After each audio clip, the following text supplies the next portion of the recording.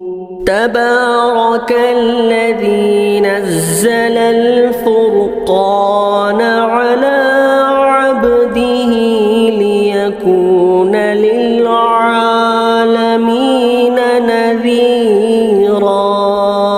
کسی بھائی نے سوال کیا کہ مفتی صاحب بچہ گھر میں سبق یاد کرتے ہوئے یا مدرسے میں بار بار آیت سجدہ پڑھے تو سننے والے بالغ پر کتنے سجدے تلاوت واجب ہوں گے؟ سوال کرنے والے محمد عبداللہ صاحب بنگلور سے۔ شاید یہ ہمارے عبداللہ صاحب یہ ہمارے ساتھی ہوں گے، انہوں نے مجھے لائیو سوال کر لیا ہے۔ بھائی دیکھیں، اگر کوئی بچہ نابالغ ہے، اس نے آیت سجدہ تلاوت کر لیا، اب بالغ آدمی نے اس آیت سجدہ کو سن لیا، اب اس پر سجدہ تلاوت واجب ہو گیا یا نہیں، اس میں تھوڑی سی تفصیل ہے، دو باتوں میں سمجھ لیں۔ نابالغ بچہ اگر وہ سمجھدار ہے تو اگر بالغ آدمی نے اسے سن لیا تو اس پر سجدہ تلاوت واجب ہے۔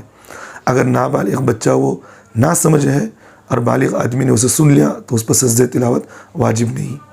بس دو باتیں ہیں، تو اتنی سی بات ہے، اور یہ مسئلہ مدارس میں بھی ایسے ہی ہوگا، اور اگر گھر کے اندر اگر بچہ پڑھ رہا ہے تو اس کے اندر بھی یہی ہے۔ نا سمجھ کا مطلب یہ ہے تو اچھے و برے میں تمیز نہیں کرتا، تو اس بچے کے سجدہ تلاوت کرنے سے پڑھنے سے بالغ اگر آدمی سن لے تو اس پر بھی سجدہ تلاوت واجب نہیں ہوگا کہ وہ سجدہ تلاوت کرے۔